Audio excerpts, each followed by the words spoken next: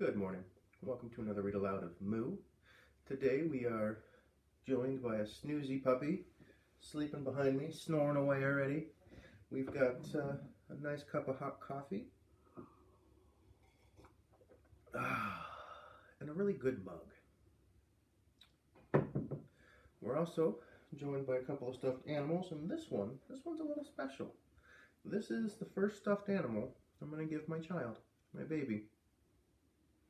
I'm very excited. Not sure if it's going to be a boy or a girl. We're going to let the baby decide, but this will be the very first stuffed animal my kid gets.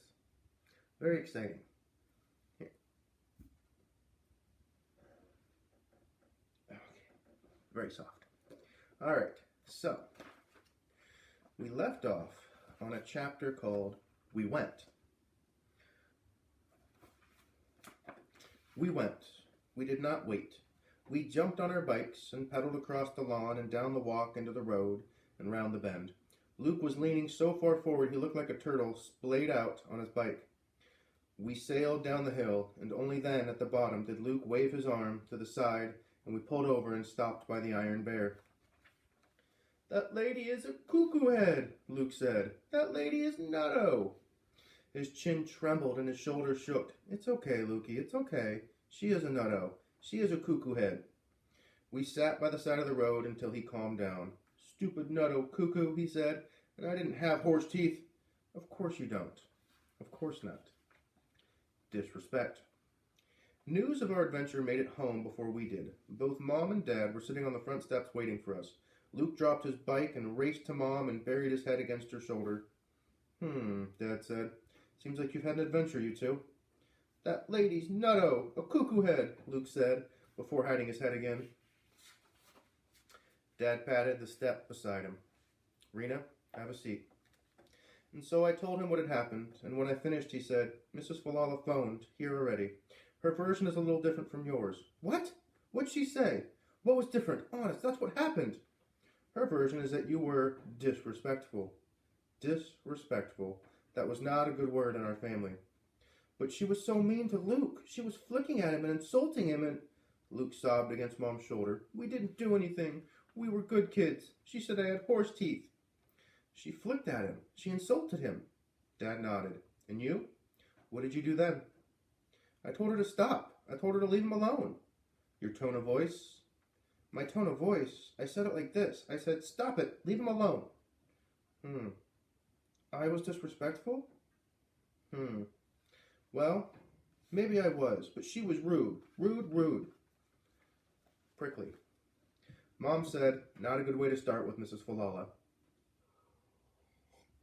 My fault, probably, but I didn't realize she could be so prickly.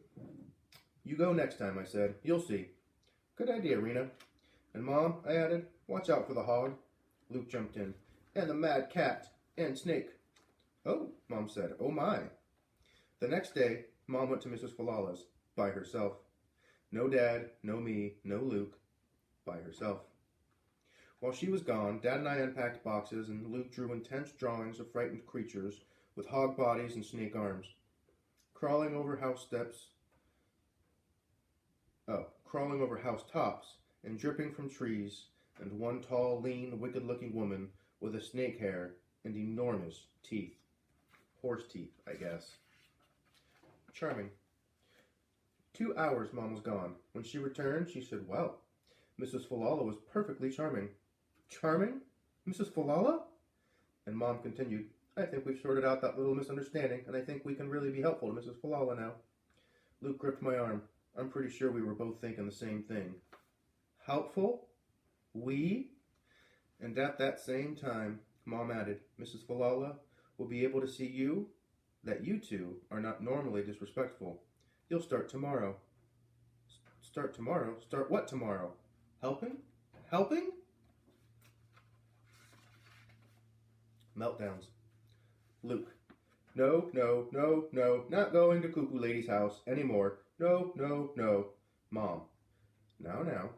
Me. "Do we have to?" Mom. "You might actually." Luke. No, not going, not helping. No. Mom. "Well, let's see what..." Me. "Did you see the snake? The hog? Did Mrs. Falala snap at you?" Luke. "Awful. Horrible. Not a lady. Mom, all right, Luke, Rena, that's enough. Enough. And when Mom says enough, in that way, in that tone, that's pretty much the end of the discussion. Over and out. Finito. I wonder, do your moms do the same thing? I know mine do. Mine does. We'll get into an argument about something, or a disagreement, if you will. And with one word, she can just end the conversation. Must be a mom thing. The next day we all returned to Mrs. Flawless, Mom, Dad, Luke, and me. Luke, who had been attached to my arm since he woke up, was not speaking. Pancakes and bacon, usually his favorite at breakfast, did not interest him. Mom's and Dad's attempt to nudge him into good humor did not faze him. I was not in my best form either.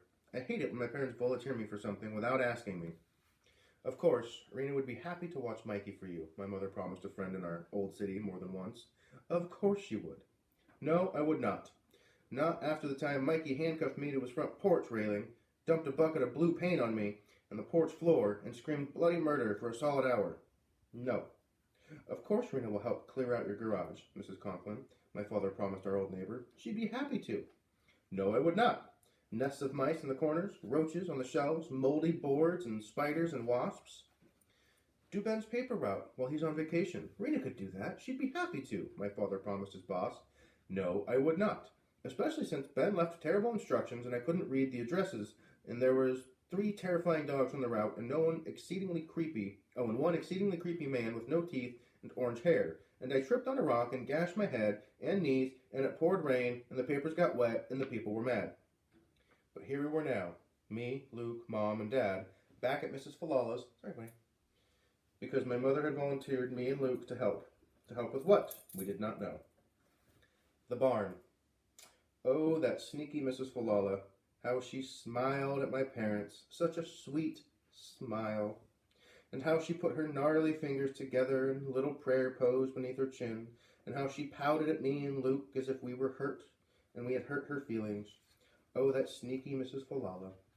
When Luke and I apologized for our recent disrespectful behavior, an apology my parents made us rehearse on our way over to Mrs. Falala's house. Mrs. Falala stared at us, 1, 2, 3 eternities, or so it seemed, and she said not a word until finally my mother said, "Now, is there something that Rena and Luke can do to help you with?" "Yes, Mrs. Falala," so suddenly and loudly that Luke skittered back against the door, and I reached for my father's arm. "Yes, there is barn first. Come."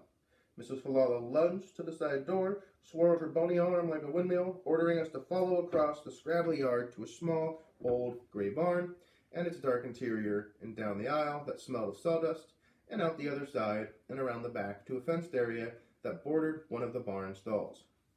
"There," said Mrs. Falala, pointing to a dank, sawdusty courtyard, spotted with smelly cow dung and flies. "To scoop, to shovel." "Ah," Dad said, "you'd like the kids to help you, clean the pen?" "Yes, to scoop, to shovel." I was trying not to gag from the smell. Luke's lower lip was quivering. Mom's hand covered her nose and mouth. "Well," Dad said, "that doesn't sound too hard, does it, kids?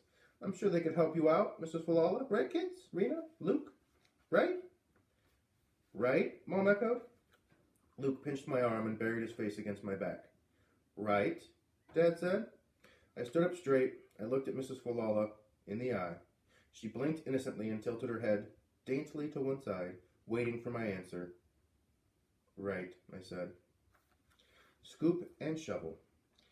We scooped piles of cow dung. We shoveled. It's just so cool how she writes. I just can't get over it. I love this book. Excuse me. We shoveled, we gagged, we swatted flies. Scoop and shovel and plop into the wheelbarrow. Piles and piles and piles. While my parents and Mrs. Falala returned to the kitchen to drink lemonade, in the cool, dry, non-stinky, non-smelly, non-fly-filled kitchen. And when Luke and I were finished, we had to wait for Mom and Dad outside the house because we were too smelly. Did Mrs. Falala thank me and Luke for scooping and shoveling of the smelly dung? Did she? Nope. What she said as we were leaving was, "Tomorrow, Mom and Dad looked up at the sky, taking a sudden interest in the clouds above. Luke grabbed hold of my shirt, tugging at the hem. Tomorrow? I said. Mrs. Falala's bony fingers danced in the air. She tossed her ropey braid from one side to the other. Tomorrow, cow. And with that, she backed into her house and closed the door, while up on the porch rail, the parrot eyed us. Apparently, Luke and I had been volunteered by our parents to help for a while. What does that mean, a while? I asked. A couple of days, a week, 2 weeks, a month?